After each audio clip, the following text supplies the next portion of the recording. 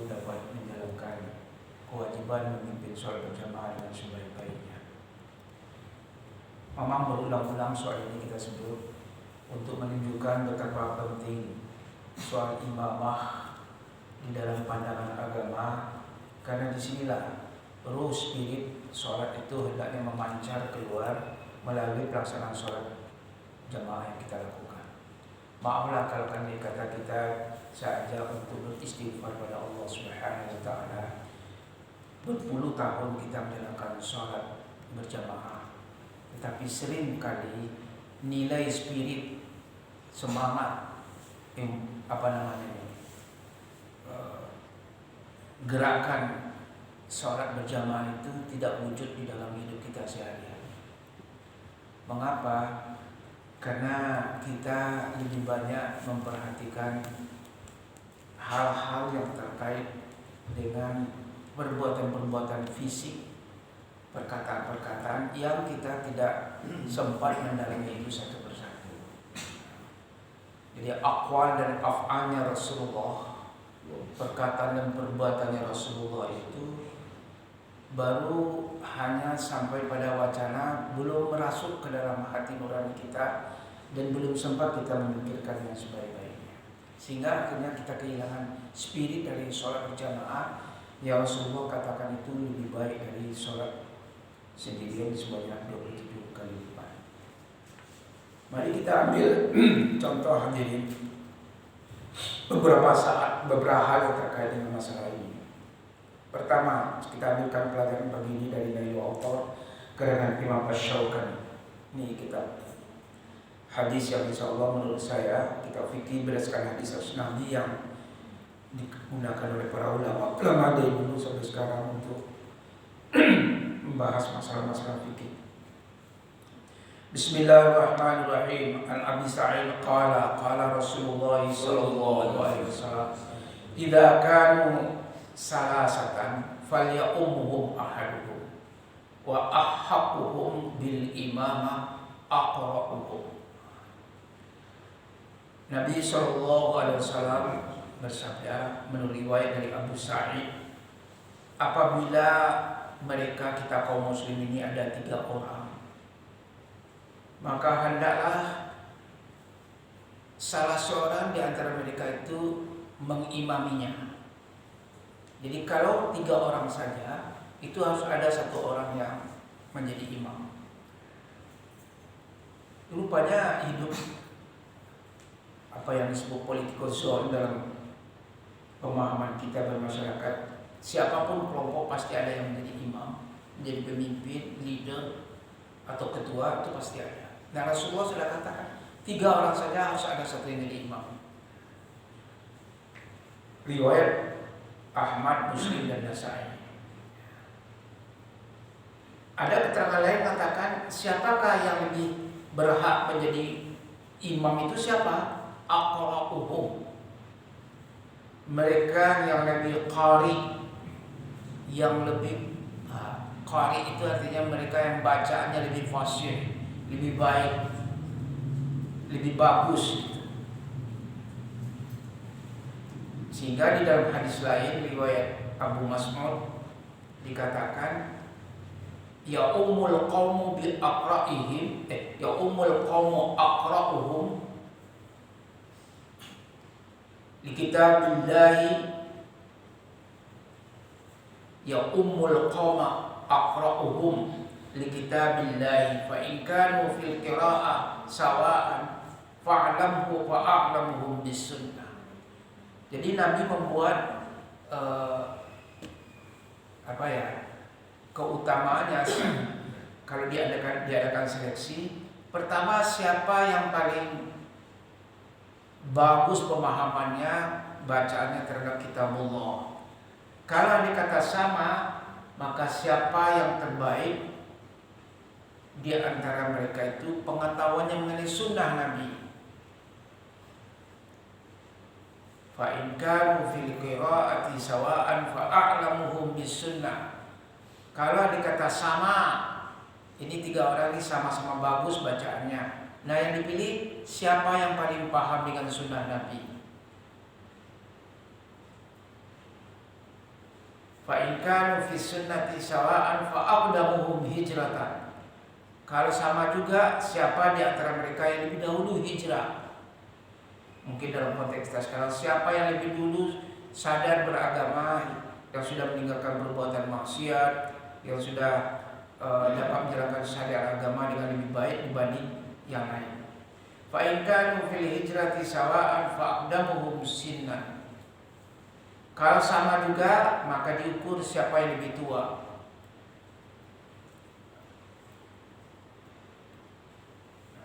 Begitu Nabi mengatakan,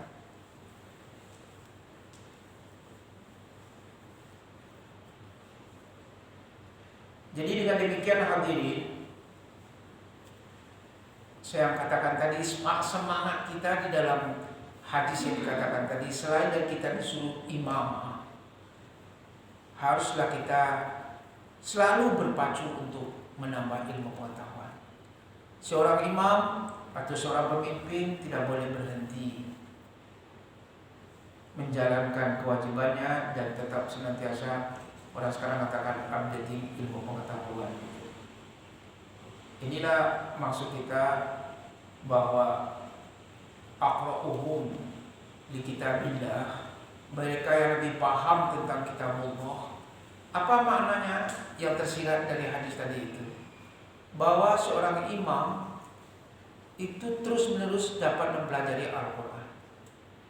Ini yang semangat ini yang saya katakan tadi. Karena dari situlah nanti terpancar berbagai kebaikan-kebaikan yang kita rasakan di dalam hidup ini.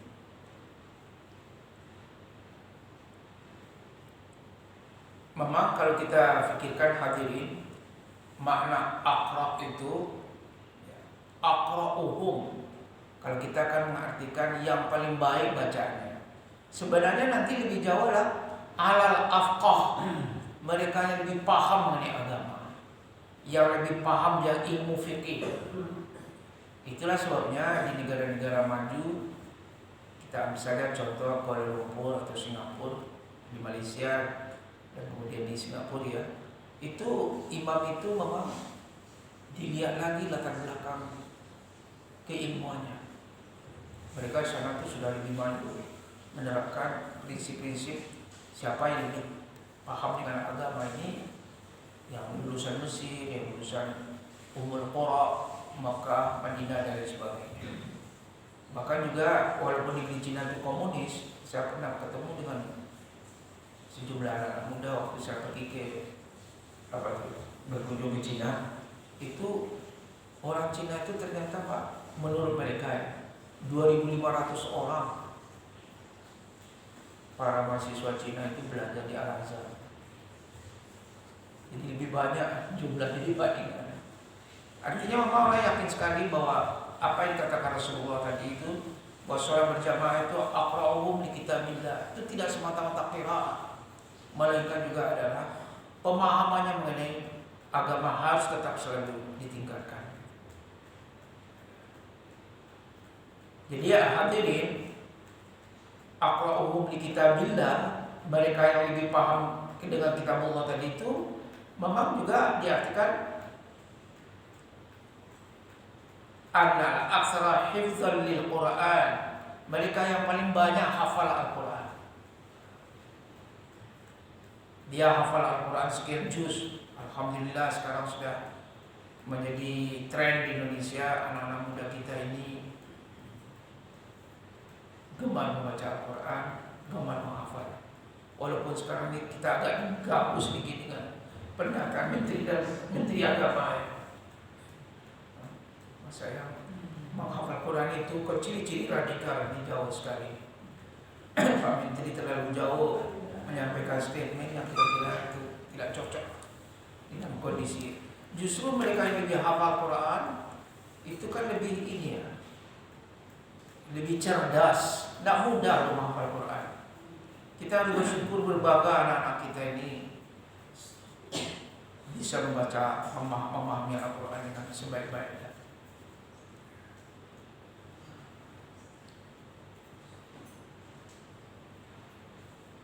Jadi hadirin, kenapa yang lebih pilih itu adalah yang lebih bagus bacaannya?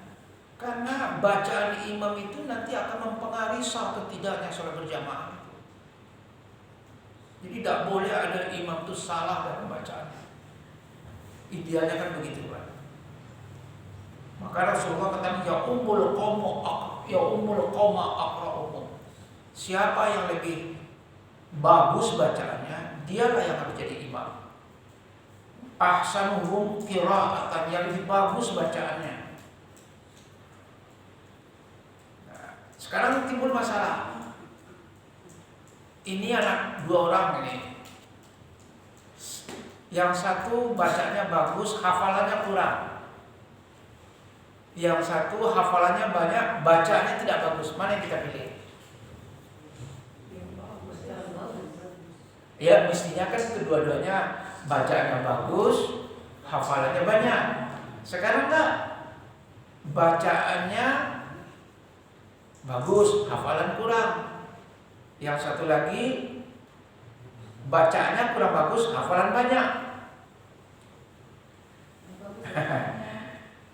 Ya jadi di sini kan sering terjadi gitu ya Pak. Lah menurut kita, jadi di sini siapa dia? Jadi yang dimaksud ya ummul qauma aqra'uhum, yang lebih qari tadi itu adalah al-muradu ahsanuhum qira'atan wa in kana aqalluhum hifdhan.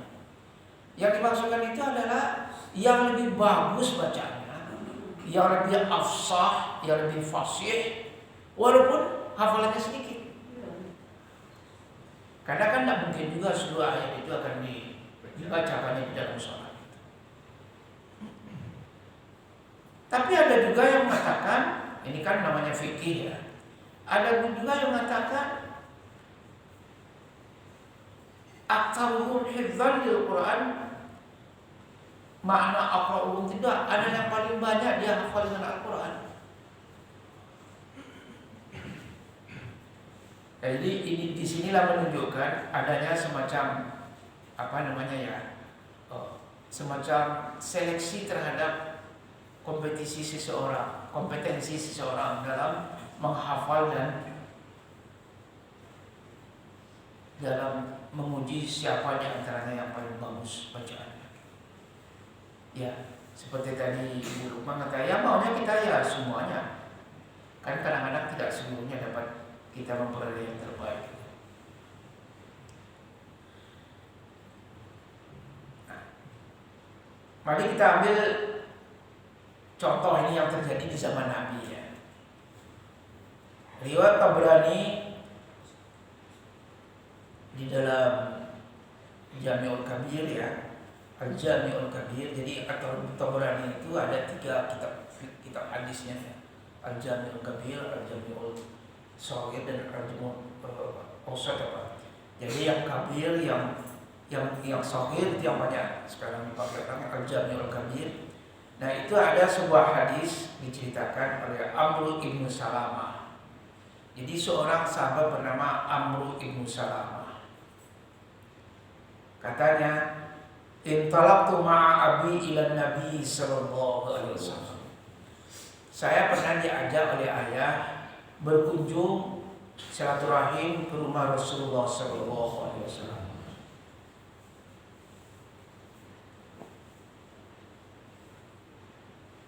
Jadi di Islam ya qaumihi. Nah, jadi ceritanya ini gambaran saya Pak, saya tidak lihat salah hadis itu lihat. Ini ada seorang anak namanya Amr ibn Salamah. Dia dibawa oleh ayahnya menghadap pada Nabi. Mengapa dibawa menghadap pada Nabi? Karena dia berasal dari satu kampung yang di sana itu sudah banyak orang memeluk agama Islam.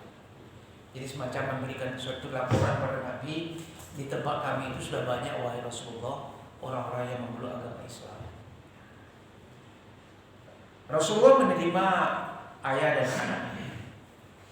Fakana fima awsana, di antara wasiat pengajaran yang disampaikan oleh Rasulullah kepada kami. Jangan lupa ya berselawat kita ya. Ini selawat ini menyelamatkan kita di poin kita nanti di hari akhirat untuk mendapatkan syafaat. Fakana fima awsana, liya ummakum aktsarukum Qur'anan. Kalian nanti ya kalau anda kata meninggalkan sholat berjamaah, pilih ya siapa yang paling banyak hafalan Al-Qur'annya.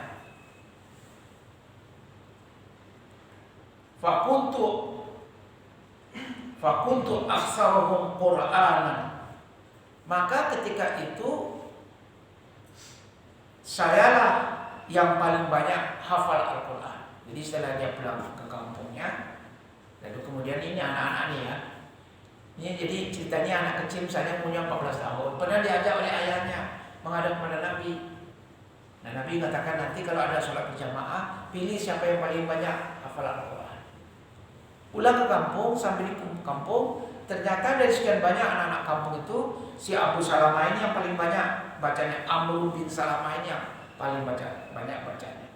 Faqad dimuni, karena itu saya harus didahulukan, yang diprioritaskan untuk jadi imam. Dengan demikian Pak, kedua-duanya itu pilihan kita rasa-rasanya tidak salah. Mau kita pilih yang paling banyak bacaannya, oke. Yang mau kita pilih paling bagus bacaannya, juga ada alasannya. Tergantung kita mana yang menurut kita itu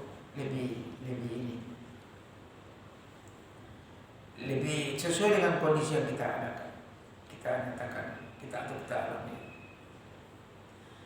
Oleh karena itulah hadirin, timbul masalah bagaimana kalau yang menjadi imam itu usianya belum cukup. Kan ada juga Pak, imam itu usianya masih kanak-kanak tapi suaranya bagus. Sekarang kalau kita lihat di video Pak, luar biasa loh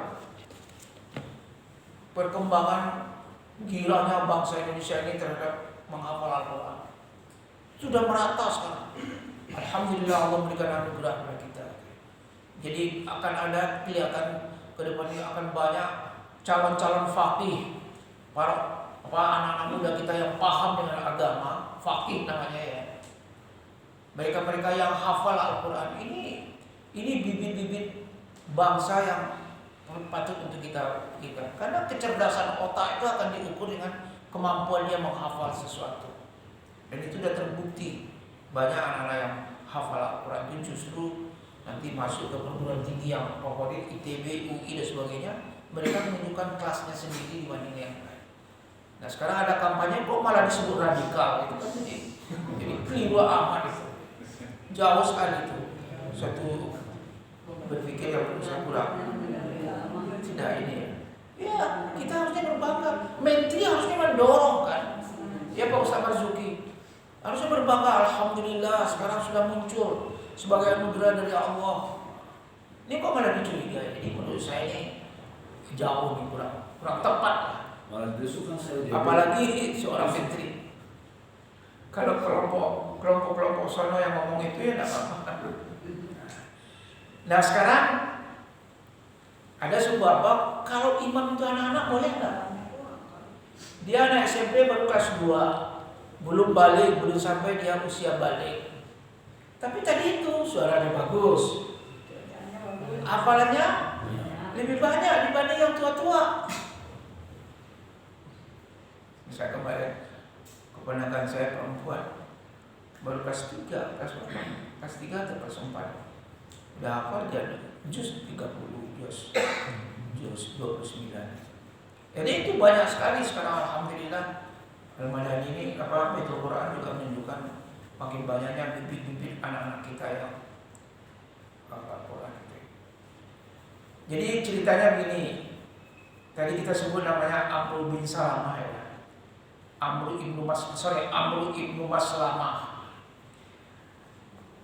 Ada lagi ceritanya yang lain seperti yang dikatakan tadi. Dia akan pernah menghadap kepada Rasulullah. Dia bawa ayahnya. Nah ternyata ada riwayat lain cerita dari dia juga.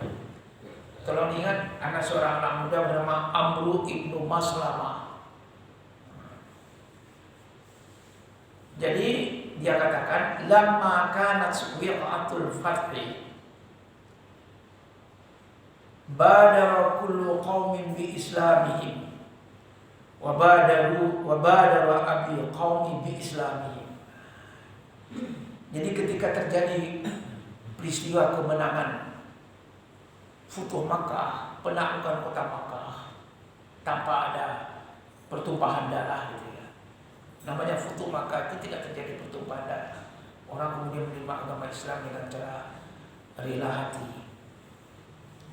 Ketika terjadi Futuh Makkah itu orang-orang bahasa sekarang berduyun-duyun gitu ya, memeluk agama Islam.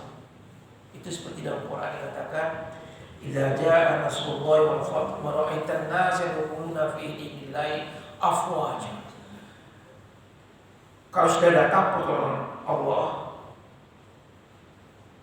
dan kemenangan, itu engkau lihat ya Muhammad, orang bergelombang-gelombang masuk ke dalam agama Islam.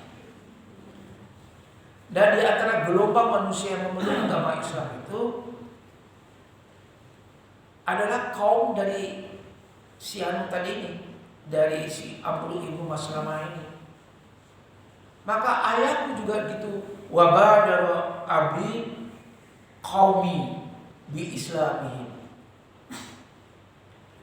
Maka ayah saya pun juga begitu, memprakarsai kaumku. Jadi kaum ini apa ya?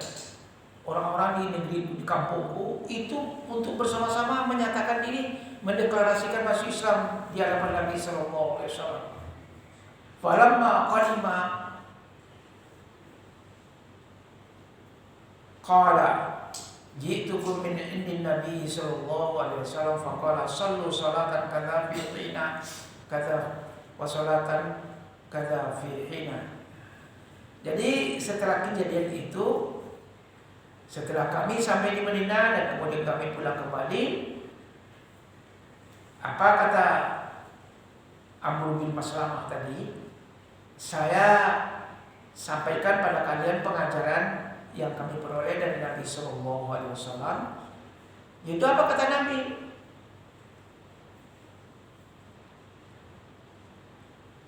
Sallu salatan kadza fi hina. Kalian kerjakan sholat ya, kalau waktunya ini nanti zuhur, asar, maghrib, itu kerjakan sholat. Jadi ditunjukkan waktu-waktunya. Namanya orang baru masuk Islam kan ditunjukkan nanti sholatnya subuh, zuhur, asar, maghrib dan isya. Jadi emang pertama kali itu yang dicari itu begitu masuk Islam sholat yang dahulu diajarkan. Tentu saja diawali dengan pengajaran tentang wudu. Fa'idha hadaratis salatu falyu'adzin ahadukum. Kalau nanti waktu sholat sudah masuk, salah seorang bertindak menjadi muazzin. Jadi ini yang saya katakan, muazzin ini kedudukannya terhormat di sisi Rasulullah SAW. Itu dikatakan di dalam hadis itu lehernya panjang nanti di hari akhir. Jangan leher itu dikatakan jerapah, bukan begitu. Artinya itu kedudukannya itu demikian tinggi di sisi Rasulullah. Saya sudah katakan 3 orang Nabi seleksi di antara sahabat yang mendapat kehormatan sebagai muazzin.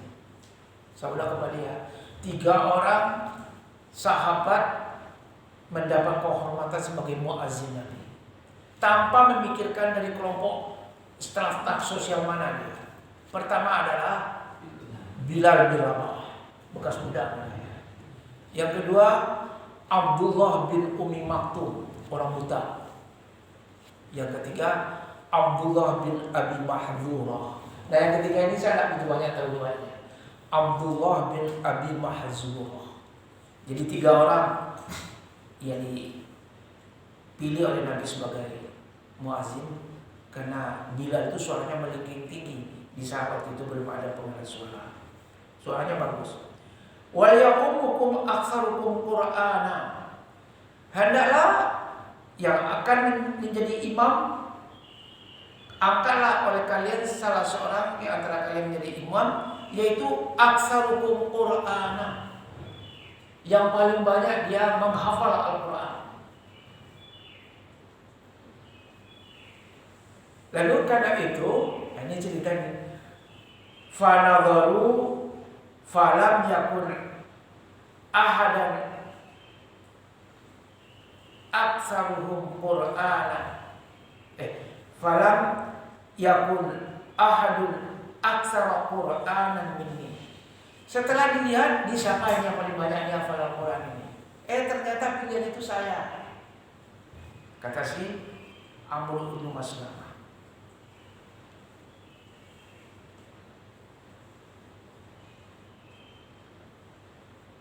Lama kuntu atalaqqa min ar-rukbani faqaddimuni baina aydihim. Maka kemudian faqaddamuni baina aydihim. Maka kemudian ketika ketemu dengan orang-orang yang sedang berada di kendaraan itu, maka mereka lalu mengutamakan memberitahu saya. Jadi di antara mereka itu saya yang kemudian dimajukan, diprioritaskan. Wa anak nusitius sinin ausama sinin. Padahal usia saya waktu itu baru 6 atau 7 tahun. Wa kanat alayya biriddah kuntu idza sajadtu laqalastu. Waktu itu saya kan masih kecil, jadi kalau dipakai serban itu panjang sekali. Mungkin serbannya malah lewati lutut gitu. Nah, jadi itulah ceritanya. Faqalat imra'atu minal hayy alla tu'tuna anna istaqalikum. Jadi waktu itu wanita-wanita kemudian melihat saya itu memakai sorban itu kok panjang amat sorbannya. Oh, sorban orang dewasa. Mungkin tingginya baru berapa tuh anak umur 7 tahun itu berapa baru tinggi? Mungkin baru 100 cm itu berapa atau 110 cm. Sedangkan sorban yang dipakai itu sebenarnya orang tua. Dilihat oleh ibu-ibu, ini kok seperti ini. Maka kemudian mereka lalu membeli pakaian yang cocok untuk saya. Maka tahu oleh komisa. Kemudian mereka lalu memasangkan pada saya gamis. Sebenarnya gamis itu bahasa Arab komis. Cuma ejaan Mesir komis jadi gamis. Orang nama apa namanya ini ya? Abdul Qadir, Abdul Gadir. Jadi bakir jadi bakir. Jadi gamis itu adalah komis itu.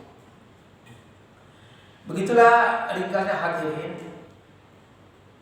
Fama farahtu bi syai'in farhi bidzakal qamis. Bukan main bangganya saya, gembiranya saya diberikan gamis yang baru. Jadi apa artinya di sini? Bahwa ternyata ada contoh dari zaman Rasulullah SAW bahwa seseorang itu karena kepandainya boleh diangkat jadi imam walaupun usianya masih belum dewasa.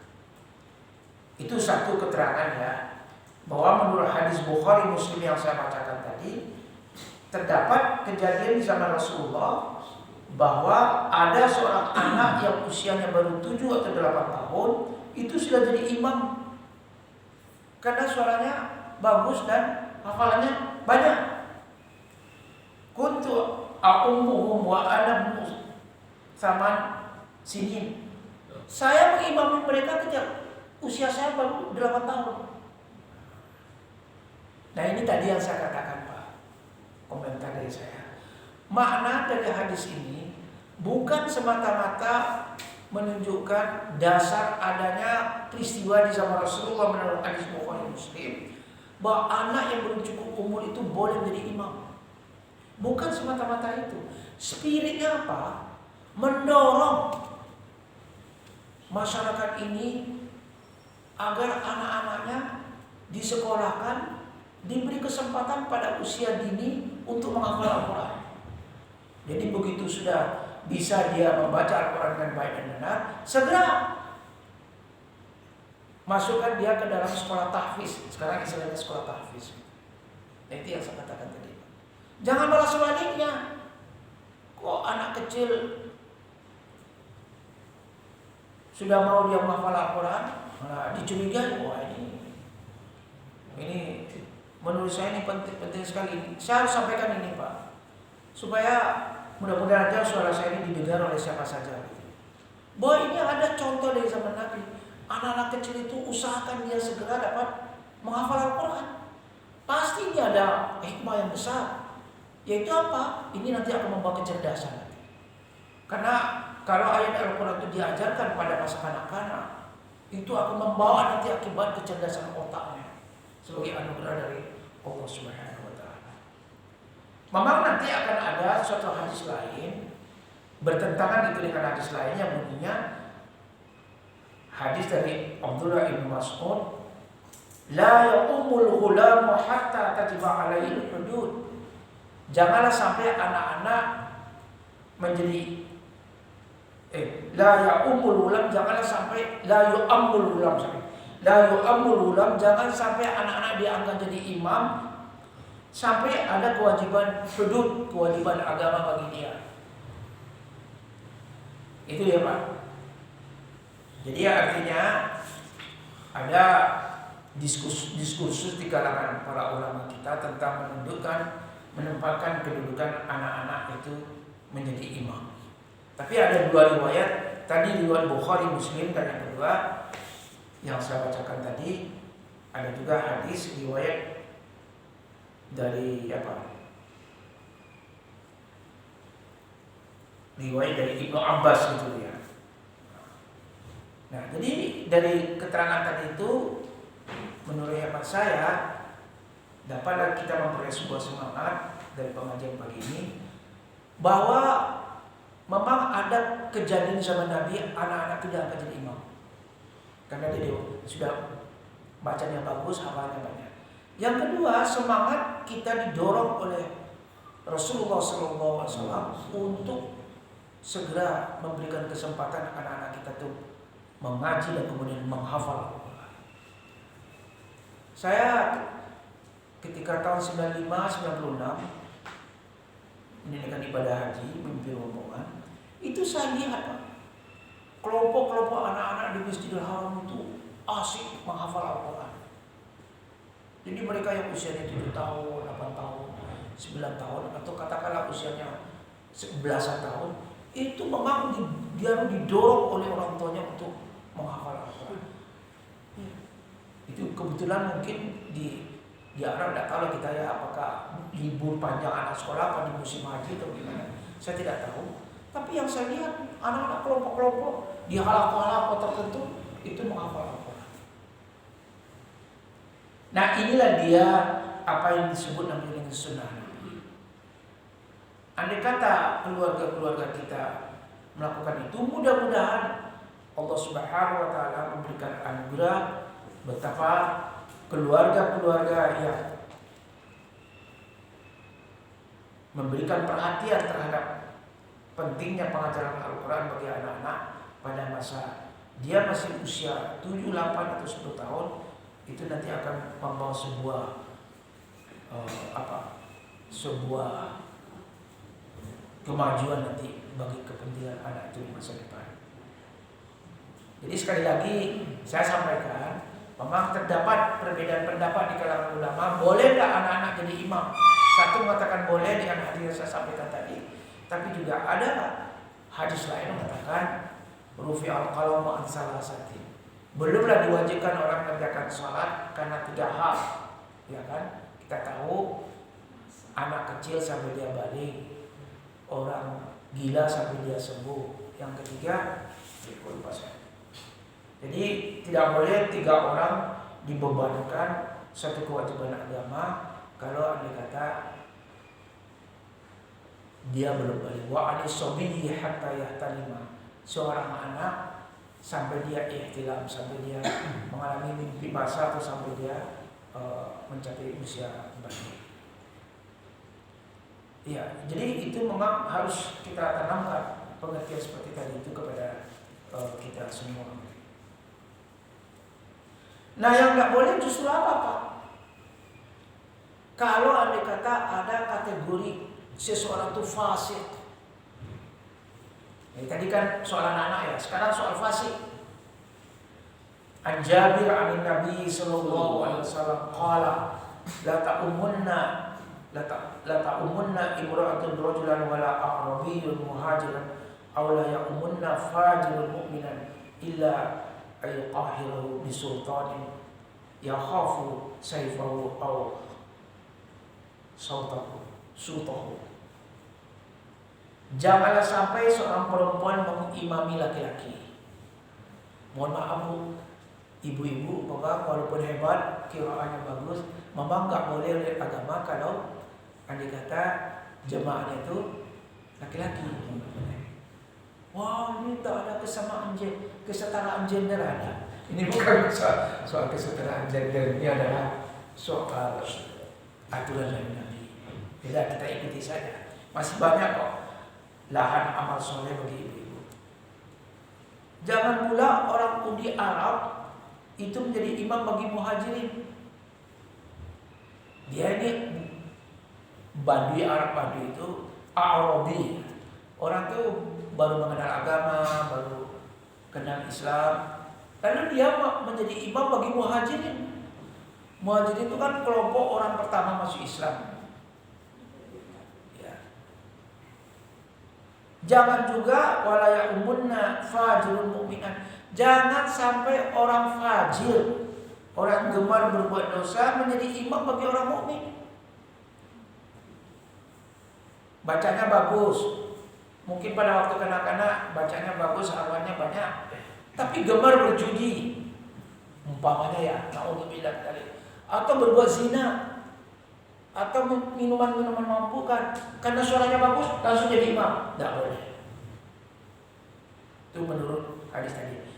Illa ayyuqahhirahu bisultan. Kecuali dipaksa oleh pemerintah, sultan, dipaksa oleh orang yang punya otoritas. Ayo diangkat jadi imam. Ya khafu sayfahu, orang itu dipaksa karena ditodongkan pedang pada dia. Yang mungkin ini belum terjadi pada masa kita. Tapi itulah bahwa tidak boleh orang yang akan menjadi imam itu mereka yang fasik, mereka yang gemar berbuat dosa. Nah ini apa artinya? Sekali lagi Pak, maaf ini ya, namanya pengajian ini harus terbuka. Apa arti dari ayat ini? Orang-orang yang telah ditempatkan pada kedudukan yang terhormat, terutama sekali dalam status sebagai imam. Karena dalam bahasa kita, dia sudah menjadi tokoh masyarakat, tokoh Nahdlatul Ulama, tokoh Muhammadiyah, atau barangkali dia sudah dosen agama Islam di universitas. Anda wajib hukumnya memelihara muru'ah, martabat dan harga diri. Tidak boleh itu sembarangan.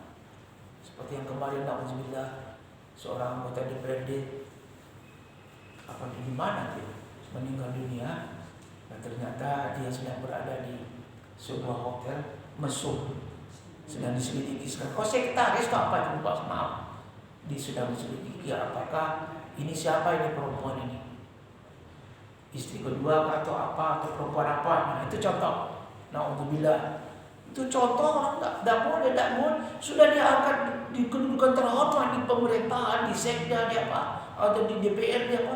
Dia harus menjaga kehormatan martabat dirinya. Kalau tidak, kenapa mau menjadi orang yang kata orang Padang dimajukan selangkah, ditinggikan seranting, didahulukan selangkah, didirikan seranting. Itu tidak boleh. Anda harus wajib hukumnya kita itu memelihara martabat muru'ah, martabat harga diri kita. Ini yang tadi yang saya katakan Pak, bahwa hadis-hadis Nabi tentang soal sholat berjamaah dan sebagainya itu ada kaitannya langsung dengan persoalan sehari-hari yang kita lihat. Yang karena kita hanya membaca yang tersirat, yang tersurat, kita tidak memikirkan hal yang tersirat begitu. Betapa dalamnya makna yang dikatakan oleh Rasulullah tadi itu. Ij'alu a'immatakum khiyarakum fa innahum wafdukum fima bainakum wa baina rabbikum. Jadikanlah orang yang akan menjadi pemimpin kalian itu adalah orang-orang yang terpilih. The selected person, orang-orang yang terpilih di antara kalian. Karena dialah yang kalian angkat menjadi duta yang akan membawa kalian menghadap pada Tuhan kalian. Jadi Rasulullah SAW mensejajarkan kedudukan seorang imam ini sama seperti duta gitu. Wafdun, menjadi duta dia yang akan membawa kita rombongan besar ini, makin besar, makin banyak rombongan, makin tinggi kedudukannya di sisi Allah Subhanahu wa taala. Jadi hadirin, nyata sekali kalau kita lihat dalam berbagai pendapat mazhab, memang orang-orang yang melakukan perbuatan dosa besar itu tidak boleh jadi imam. Maaf saja, walaupun dia tercatat sebagai orang yang dikenal sebagai orang yang tadi itu, dia seorang faqih, pengetahuan agamanya luas, dia seorang yang baca Al-Quran yang bagus, tapi dia itu fasik, kharij andinilah. Kharij artinya keluar dia dari ketentuan-ketentuan hukum agama. Disinilah masalah keimaman menjadi benteng moral bagi kita umat Islam, dan sekaligus juga mendorong dalam posisi apapun, sesederhana apapun kedudukan kita, hendaklah kita menjadikan hadis Nabi ini sebagai sebuah cara untuk membatasi, menjaga diri, jangan sampai kita terperosok kepada perbuatan jahil, perbuatan-perbuatan maksiat yang akan merontokkan atau yang akan menyebabkan cemarnya nama baik agama Islam. Wah, tidak terasa sudah 5:45. Ada yang bertanya? Iya Pak Ustaz Marzuki. Assalamualaikum warahmatullahi wabarakatuh. Waalaikumsalam warahmatullahi wabarakatuh. Langsung saja, ukuran atau batasan sebagai imam sehingga ahnya tidak pantas dari imam apa Ustaz? Tadi memang disebutkan masalah zina. Kalau imam suka merokok bagaimana Ustaz? Ini apa termasuk? Terkadang-kadang wah imam merokok. Kadang-kadang jalan-jalan gambar peci, jalan bersama pendek ini batasan menjadi ukuran peluang. Saya kalau orang biasa di bidang perundang namanya. Kalau norma-norma itu, norma dan moral itu sulit diukur. Jadi yang namanya etik, moral, rules of etik itu susah. Jadi seperti tadi kita bicara masalah moral, bicara masalah hukum, ini akan bergandengan tuh antara moral dan hukum itu kan koin dengan dua sisi gitu ya, dua muka. Jadi agak sulit kita mengukur. Nah kalau nanti kita buat fatwa Majelis Ulama merokok itu haram, apalagi Majelis Haji itu lebih tegas lagi gitu ya. Bagaimana imamnya kalau merokok? Ya, karena persoalannya tadi kan kata tadi adalah fajir, Pak. Fajir itu kan orang yang berbuat kesalahan. Memang kesalahan yang dimaksudkan itu, apakah fajirnya itu adalah fajir dalam arti mengerjakan dosa besar? Kalau dosa kecil bagaimana? Saya ambil contoh Pak Ustaz Marzuki, ini contoh aja ya. Dia imam, lalu diundang untuk menghadiri pesta perkawinan di hotel. Akhirnya apa? Orang makannya fresh mana lalu berdiri, imamnya makan berdiri bagaimana? Rasulullah kan katakan, janganlah kamu makan minum kecuali dalam keadaan duduk. Sekarang ketahuan dia makannya berdiri. Bagaimana? Apakah dia termasuk juga fasik? Nah inilah menurut saya Pak, ukurannya mungkin tidak sejauh itu ya. Seperti tadi, bagaimana kalau kelihatan imam tuh pakai celana pendek jalan-jalan sambil olahraga pagi? Ya kan? Ya, namanya olahraga pagi, ya gitu. Nah, itu menurut saya mungkin belum termasuk kualifikasi imam yang fajir tadi itu, tidak. Tapi kalau ada kata seperti tadi itu Pak, ya ini maaf nih Pak ya, zina, minuman keras, judi, koruptor, korupsi, wah itu tuh menurut saya memang kita. Ada saya dapat pertanyaan begitu Pak, ini kakak saya ada tinggal di sana dari Tanah Abang sana. Tanya, Zah, bagaimana boleh nggak ya? Ini di sini ada seorang anak muda bagus sekali, suaranya bagus, bacanya bagus, tapi orang sini tahu dia pernah berzina. Boleh nggak dia terima? Jangan saya jawab, carilah yang lain. Walaupun yang lain itu suaranya tidak begitu bagus, tidak apa-apa. Tadi Pak, itu tekanan saya Pak Marzuki. Soal imamah, soal masjid ini adalah ada pesan-pesan moral Rasulullah SAW yang orang tidak banyak menggali. Nah kita pagi ini mengungkapkan beberapa contoh. Mudah-mudahan Pak, ini lepas dari adanya perbedaan pendapat dari kalangan ulama, ada juga yang tidak membedakan ya.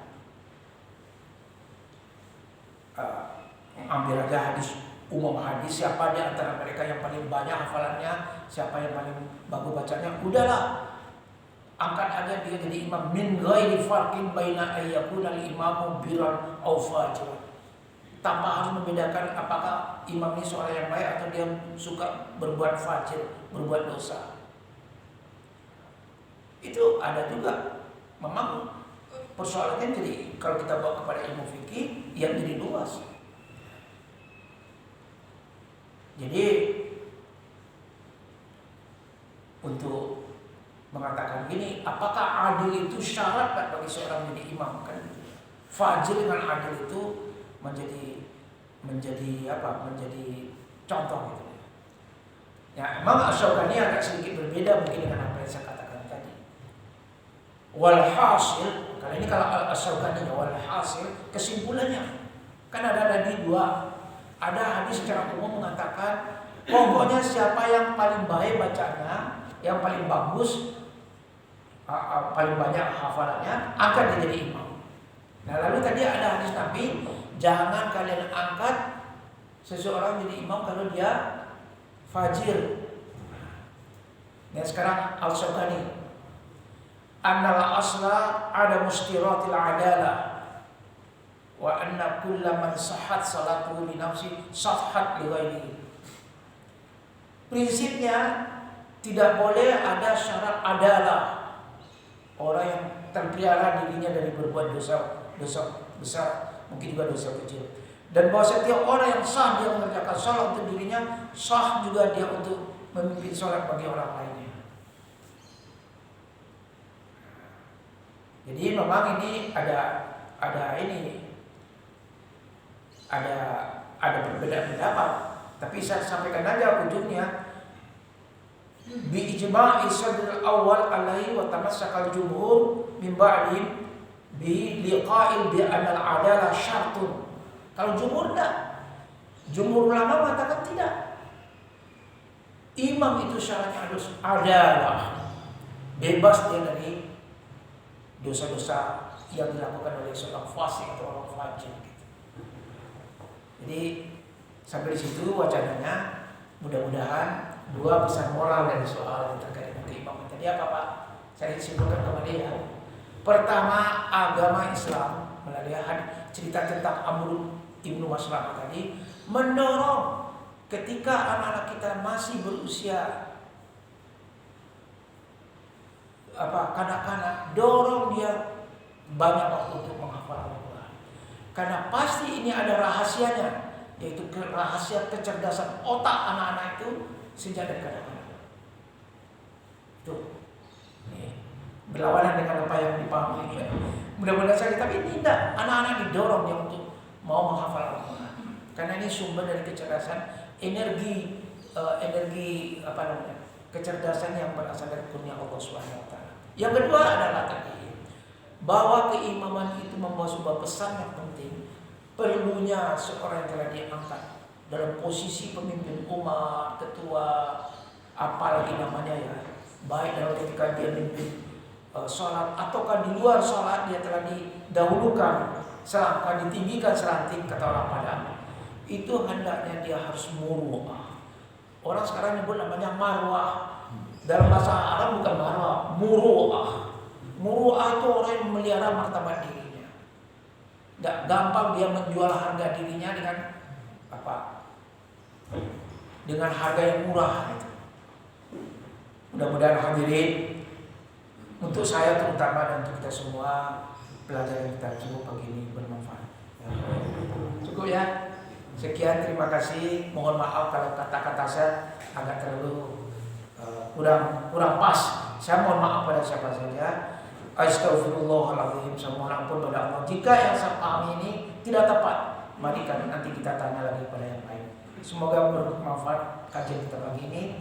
Terima kasih. Wabillahi hidayah taufiq. Wassalamualaikum warahmatullahi wabarakatuh.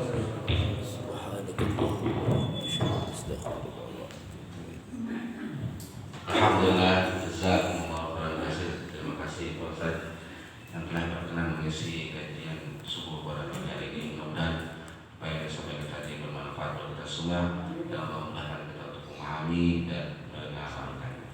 Di akhir pengajian kembali kita tutup dengan membaca doa kafaratul majlis. Subhanakallahumma wa bihamdika asyhadu an la ilaha illa anta astaghfiruka wa atubu ilaik. Hasanah